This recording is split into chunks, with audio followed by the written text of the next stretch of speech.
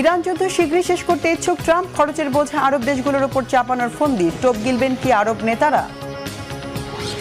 ইরানে হামলায় আকাশসীমার ঘাঁটির ব্যবহারে মানা ফ্রান্স আর ইতালির, যুদ্ধে বেকায়দায় পড়তে যাচ্ছে কি যুক্তরাষ্ট্র?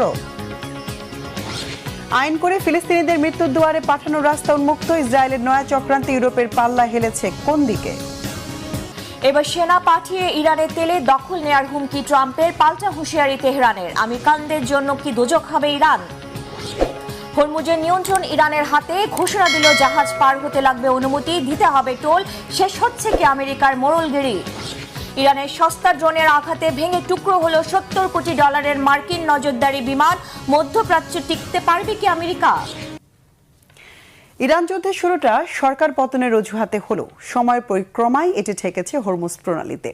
হুমকি ধামকিতে হরমুজের অবরোধ তুলতে ব্যর্থ হয়ে শেষমেশ এটি ছাড়াই যুদ্ধ শেষ করতে আগ্রহী মার্কিন প্রেসিডেন্ট ডোনাল্ড ট্রাম্প।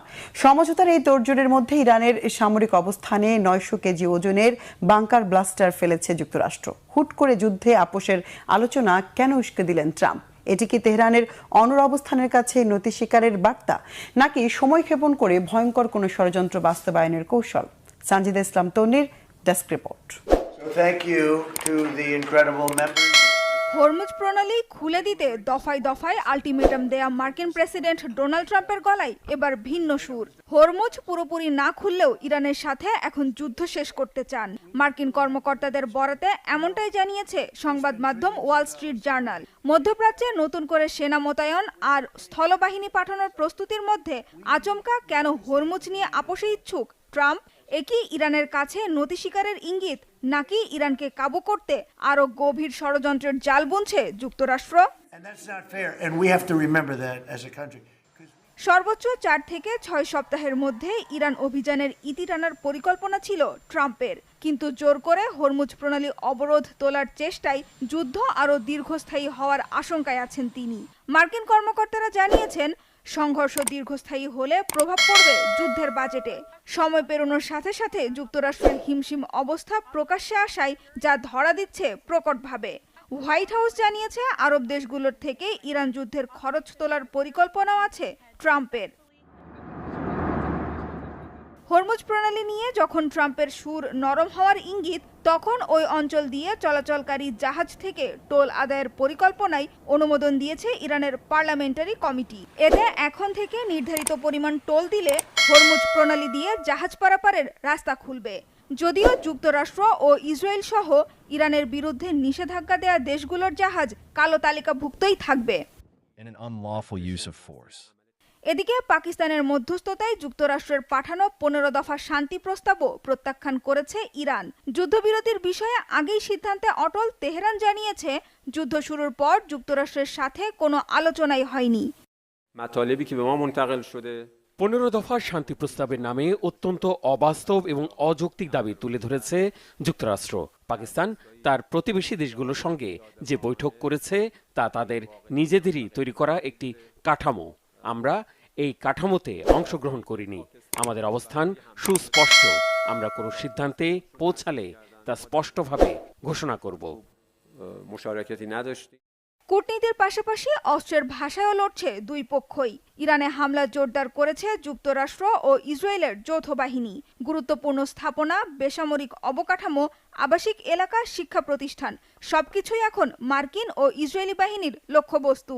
এমন পরিস্থিতিতে খোদ ডোনাল্ড ট্রাম্প তার ব্যক্তিগত সামাজিক মাধ্যমে একটি ভিডিও পোস্ট করেছেন, যা ইরানের ইস্পাহান শহরে 900 কেজি ওজনের বাংকার ব্লাস্টার ফেলার ভিডিও। দাবি করা হয়েছে, এই বোমার লক্ষ্য ছিল গোলা বারুদের মজুদ। ইস্পাহানের কাছে MQ-9 ড্রোন ভূপাতিতের দাবি করেছে ইরানের বিমান প্রতিরক্ষা ইউনিট। শুধু ইরান নয়, লেবানন আর ইরাকেও হামলা চালিয়েছে যুক্তরাষ্ট্র আর ইসরায়েলের যৌথ বাহিনী। ক্ষতিগ্রস্ত হয়েছে ইরাকের 2টি প্যারামিলিটারি ঘাঁটি। লেবাননে হামলায় নিহত হয়েছে জাতিসংঘের 3 শান্তিরক্ষী। জবাব দিচ্ছে ইরান, লেবাননের সশস্ত্র গোষ্ঠী হিজবুল্লাহ আর ইয়েমেনের হুথি বাহিনী। ইসরায়েলে 24 ঘন্টায় 43টি হামলার দাবি করেছে হিজবুল্লাহ। এছাড়া মধ্যপ্রাচ্যে মার্কিন ঘাঁটি লক্ষ্য করে হামলা জারি রেখেছে ইরান। কুয়েত পেট্রোলিয়াম কর্পোরেশন জানিয়েছে, দুবাই বন্দরে বিশাল আল সালামি তেল ট্যাঙ্কারে ইরানের হামলায় আগুন লেগেছে। এতে প্রচুর তেল সমুদ্রের পানিতে ছড়িয়ে পড়ার আশঙ্কা রয়েছে।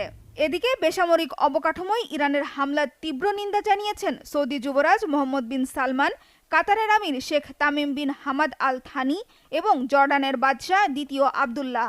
ইরানের সামরিক অভিযান এপিক ফিউরি শুরু করে মিত্রদের পাশে পাওয়া তো দূরের কথা, প্রতিনিয়ত অপ্রত্যাশিত দূরত্বের জটিল অভিজ্ঞতার মুখে পড়েছে যুক্তরাষ্ট্র। এরই ধারাবাহিকতায় এবার নিজেদের আকাশসীমায় মার্কিন যুদ্ধ বিমানের উপস্থিতি নিষিদ্ধ করেছে স্পেন। একই পথে হাঁটছে ইতালি। মধ্যপ্রাচ্যের অভিযানে থাকা মার্কিন বিমানগুলোকে সিসিলির সিগোনেলা বিমান ঘাঁটি ব্যবহার করতে মানা করা হয়েছে। অবস্থা এমন যে ইউরোপের বেশিরভাগ দেশই এখন ইরানে হামলার প্রশ্নে যুক্তরাষ্ট্রের পাশে না দাঁড়ানোর অবস্থানে। এতে কোন দিকে মোড় নিচ্ছে ইরান যুদ্ধ? ইউরোপের মিত্ররা মুখ ফিরিয়ে নেয় কী ধরনের সমস্যায় পড়তে পারে মার্কিন বাহিনী? মোর্শেদ আলমের ডেস্ক রিপোর্ট। যুক্তরাষ্ট্রের চোখ রাঙানি উপেক্ষা করে ইরানের জন্য এগিয়ে এলো ইউরোপের দেশ স্পেন। যুক্তরাষ্ট্রের যুদ্ধবিমান যাতে ইরানে হামলা চালাতে না পারে সেজন্য নিজেদের আকাশসীমা বন্ধ করে দিয়েছে দেশটি। শুধু তাই নয়, স্পষ্ট ভাষায় জানিয়ে দেওয়া হয়েছে এই যুদ্ধে জড়িত কোনো কর্মকাণ্ডে স্পেন তার আকাশ বা সামরিক ঘাঁটি ব্যবহারের অনুমতি দেবে না। স্পেনের প্রভাবশালী দৈনিক এল পাইস প্রথম এই তথ্য প্রকাশ করে। পরে দেশটির প্রতিরক্ষা মন্ত্রী মার্গারিতা রোবলেস ফার্নান্দেজ আনুষ্ঠানিকভাবে বিষয়টি নিশ্চিত করেন। বলেন, ইরান যুদ্ধ সম্পূর্ণ বেআইনি ও অন্যায়। এমন অবস্থান থেকেই এই সিদ্ধান্ত নেওয়া হয়েছে। এদিকে ব্রিটিশ প্রধানমন্ত্রী আবারও ঘোষণা দিয়ে বলেছেন, এই যুদ্ধে তারা জড়াবেন না। সব মিলিয়ে প্রায় গোটা ইউরোপ এই যুদ্ধে না জড়ানোর ঘোষণা দিয়েছে। আমেরিকার পাশে এখন কোনো মিত্র নেই, আছে শুধু বর্বর ইসরায়েল। তবে স্পেনের এই ঘোষণার ফলে যুক্তরাজ্য সহ ইউরোপের বিভিন্ন দেশ থেকে মধ্যপ্রাচ্যে হামলা চালাতে যাওয়া মার্কিন যুদ্ধ বিমানগুলো এখন স্পেনের আকাশসীমা এড়িয়ে দীর্ঘ পথ ঘুরে যেতে হবে। যদিও জরুরি পরিস্থিতিতে এই নিষেধাজ্ঞা শিথিল হতে পারে। স্পেনের প্রধানমন্ত্রী পেদ্রো সানচেজ শুরু থেকে এই যুদ্ধের তীব্র সমালোচক। তিনি সব পক্ষকে সংযমের আহ্বান জানিয়ে বলেছেন, একটি বেআইনি কাজের জবাব আরেকটি বেআইনি কাজ দিয়ে দেওয়া যাবে না। তার এই অবস্থান ওয়াশিংটনের সঙ্গে সম্পর্কের টানাপোড়েন তৈরি হয়েছিল। ইতিমধ্যে যুক্তরাষ্ট্রের প্রেসিডেন্ট ডোনাল্ড ট্রাম্প স্পেনের বিরুদ্ধে বাণিজ্য বন্ধের হুমকি দিয়েছেন। তবে স্পেন সরকার বলছে এটি নতুন কোনো সিদ্ধান্ত নয়, বরং আন্তর্জাতিক আইন লঙ্ঘনকারী যুদ্ধে অংশ না নেওয়ার আগের অবস্থানেরই ধারাবাহিকতা এটি। তবে দ্বিপাক্ষিক চুক্তির আওতায় ইউরোপে মোতায়েন থাকা মার্কিন সেনাদের নিয়মিত সরবরাহ কার্যক্রমে স্পেনের ঘাঁটিগুলো ব্যবহারের সুযোগ থাকছে। সব মিলিয়ে ইরান যুদ্ধ এখন শুধু যুদ্ধক্ষেত্রেই নয়, কূটনীতি ও জোট রাজনীতিতেও নতুন উত্তেজনা তৈরি করছে। এবার আইনে ভর করে ফিলিস্তিনিদের দুনিয়া থেকে সরিয়ে দেয়া বা জীবন ছাড়খাড় করার ঘৃণ খেলায় মেতে ওঠার অস্ত্র হাতে পেল ইসরায়েল। শুধু ফিলিস্তিনিদের জন্য মৃত্যুদণ্ডের বিতর্কিত আইন পাশ করেছে ইসরায়েলের পার্লামেন্ট। এই ঘটনায় বিশ্বজুড়ে নিন্দার ঝড় উঠলেও নির্লিপ্ত বেনিয়ামিন নেতানিয়াহুর সরকার।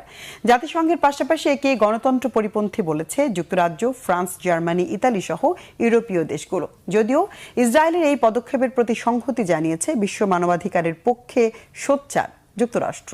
হিজল জোবায়ের ডেস্ক রিপোর্টে বিস্তারিত। কেবল ফিলিস্তিনিদের জন্য চরম বিতর্কিত ও বৈষম্যমূলক মৃত্যুদণ্ড আইন পাশ করেছে ইসরায়েল। ৩০ মার্চ ইসরায়েলি পার্লামেন্ট নেসেটে পাশ হওয়া ওই আইনের মাধ্যমে ফিলিস্তিনিদের জন্য মৃত্যুদণ্ডকে একটি স্বয়ংক্রিয় সাজা হিসেবে নির্ধারণ করা হয়েছে। এ বিষয়ক বিলটি পার্লামেন্টে ৬২-৪৮ ভোটে পাশ হয়। প্রধানমন্ত্রী বেনিয়ামিন নেতানিয়াহু ও কট্টর ইহুদিবাদী দলগুলোর পার্লামেন্ট মেম্বাররা এই বিলের পক্ষে ভোট দেন। ভোটাভুটির আগে এই আইনের প্রতি সমর্থন জানিয়ে ফাঁসির দড়ির আকৃতির একটি ল্যাপেল পিন পরেছিলেন ইসরায়েলের কট্টর ডানপন্থী জাতীয় নিরাপত্তা মন্ত্রী বেন গভির। ভোটের পর সামাজিক যোগাযোগ মাধ্যম এক্সে ব্যাপক উচ্ছ্বাস জানিয়ে তিনি লেখেন, আমরা ইতিহাস গড়েছি, বাস্তবায়ন করেছি প্রতিশ্রুতি। শুধু তাই নয়, আইনটি পাশের পর পার্লামেন্ট কক্ষেই শ্যাম্পেন নিয়ে উদযাপনে মেতে ওঠেন এই কট্টর ইহুদিবাদী। এএফপি, আল জাজিরা সহ বিভিন্ন সংবাদ মাধ্যমের খবরে বলা হয়, আইনটি মূলত অধিকৃত পশ্চিম তীরের ফিলিস্তিনিদের লক্ষ্য করে পাশ হয়েছে। আইন অনুসারে ইসরায়েলের সামরিক আদালত কোনো ফিলিস্তিনিকে সন্ত্রাসবাদী কর্মকাণ্ডের মাধ্যমে হত্যার জন্য দোষী সাব্যস্ত করলে তার সাজা হবে সরাসরি মৃত্যুদণ্ড। বিশেষ পরিস্থিতিতে সাজা কমিয়ে যাবজ্জীবন কারাদণ্ড করা যেতে পারে। অন্যদিকে একই অপরাধে ইহুদি ইসরায়েলিদের ক্ষেত্রে এই আইন কার্যকর হবে না। নতুন এই আইনে ফাঁসিকে মৃত্যুদণ্ড কার্যকরের পদ্ধতি হিসেবে নির্ধারণ করা হয়েছে। দণ্ডপ্রাপ্ত হওয়ার 90 দিনের মধ্যে সাজা কার্যকর করতে হবে। বিশেষ ক্ষেত্রে তা 180 দিন পর্যন্ত বাড়ানো যেতে পারে। মূলত 1954 সালে ইসরায়েল খুনের অপরাধে মৃত্যুদণ্ড বিলুপ্ত করেছিল। 1962 সালে হলোকস্টের অন্যতম পরিকল্পনাকারী অ্যাডলফ আইখম্যানের পর ইসরায়েলে আর কাউকে মৃত্যুদণ্ড দেয়া হয়নি, কিন্তু এবারে কেবল ফিলিস্তিনিদের লক্ষ্য করে এই আইন ফেরত আনা হলো। এই আইন পাশের ঘটনায় বিশ্বজুড়ে নিন্দার ঝড় উঠেছে। যুক্তরাজ্য, ফ্রান্স, জার্মানি, ইতালি সহ ইউরোপীয় দেশগুলো গভীর উদ্বেগ জানিয়ে এই পদক্ষেপকে গণতান্ত্রিক নীতির পরিপন্থী বলে অভিহিত করেছে। জাতিসংঘের বিশেষজ্ঞরা বলছেন, এই আইনের আওতায় সন্ত্রাসবাদীর সংজ্ঞা নিয়ে অস্পষ্টতা আছে। এতে নিরীহ ফিলিস্তিনিদের ওপর এটির অপব্যবহারের গুরুতর ঝুঁকি রয়েছে। ফিলিস্তিনি কর্তৃপক্ষ ও হামাস এই আইনের তীব্র নিন্দা জানিয়ে বলেছে, ফিলিস্তিনি ভূমিতে ইসরায়েলের কোনো সার্বভৌমত্ব নেই। এই আইন মূলত ইসরায়েলের বিচার বহির্ভূত হত্যাকাণ্ডকে বৈধতা দেওয়ার চেষ্টা। অন্যদিকে যুক্তরাষ্ট্র বলেছে, সন্ত্রাসবাদের দায়ে দোষী ব্যক্তিদের জন্য নিজস্ব আইন ও শাস্তি নির্ধারণে ইসরায়েলের সার্বভৌম অধিকার রয়েছে এবং সেটিকে তারা সম্মান জানায়। এদিকে association for civil rights in Israel এক বিবৃতিতে জানিয়েছে, বিতর্কিত এই আইন দুটি আলাদা পথ তৈরি করেছে, যা কাঠামোগতভাবেই ইহুদি অপরাধীদের বাদ দিয়ে ফিলিস্তিনিদের লক্ষ্যবস্তু করে। বিলটি পাশ হওয়ার পরপরই ইসরায়েলের সুপ্রিম কোর্টে আইনটি বাতিলের দাবিতে পিটিশন দায়ের করেছে ইসরায়েলি মানবাধিকার সংগঠনগুলো।